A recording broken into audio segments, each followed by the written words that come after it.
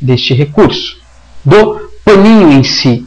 Mas no resquício do uso do paninho tem um aprendizado criativo, que é a possibilidade, né, de dar um sentido para o mundo diferente do que o mundo tem, né? É isso que nós vamos chamar aqui de criatividade, é poder dar um sentido para o mundo diferente do que ele tem, né? Então, de uma forma esquemática, isto se chama objeto transicional, né? Isso se chama objeto transicional, onde ele é algo entre a realidade e a fantasia, né? A realidade e a fantasia, essa velha dualidade da psicanálise. Então ele não é nem uma coisa e nem outra. Não sendo uma coisa e outra, o indivíduo não tem que abrir mão de um ponto ou de outro, né, que lhe causa profundo sofrimento. Abrir mão da fantasia causa sofrimento. Abrir mão da realidade também causa sofrimento. Então ele pode trabalhar a partir de um paradoxo, né, onde neste paradoxo ele estabelece um enorme e entre esses dois pontos. É realidade e fantasia, né? Então, quando ele junta isso num paradoxo, ele não precisa sofrer as vicissitudes, quer de um ponto, quer de outro, né?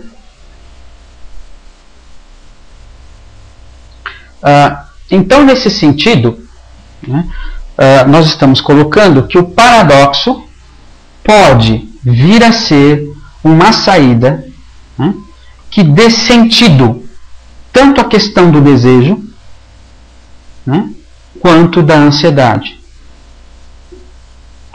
Então, no objeto transicional, esses são elementos que conseguem ser modulados, né, sem a necessidade de eu ficar exprimido entre esses dois pontos.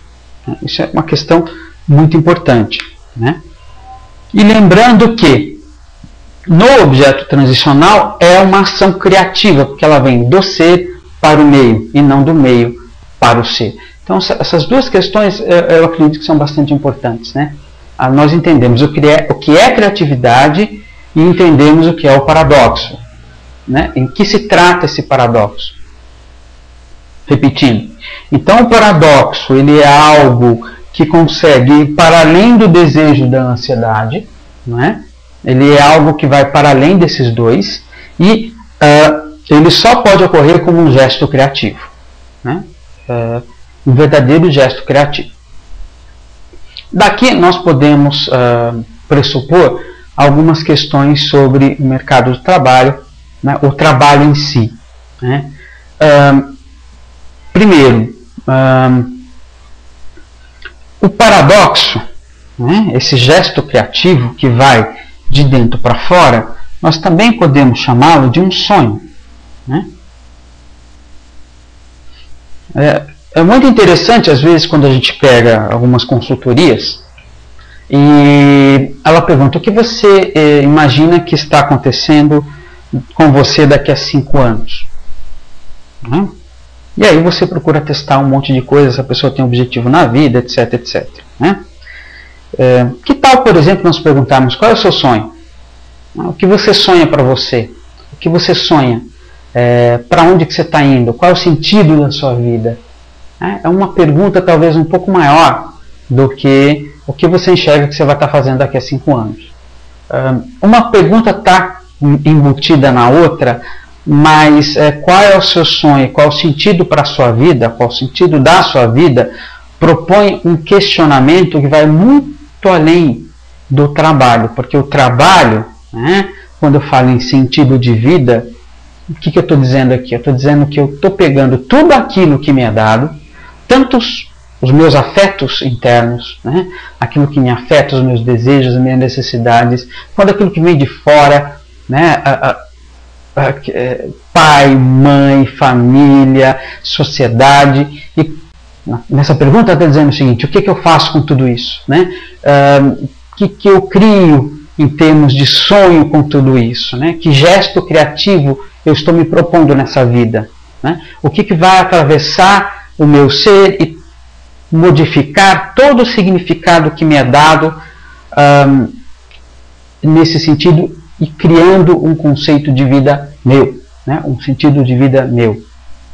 Então, nesse sentido, quando se pergunta algumas consultorias o que você se enxerga daqui a 5 anos, eu acho isso às vezes um reducionismo um pouco pobre, né? Porque não contempla todos os aspectos que aquele indivíduo pode ter e todas as contribuições que ele pode ter, né?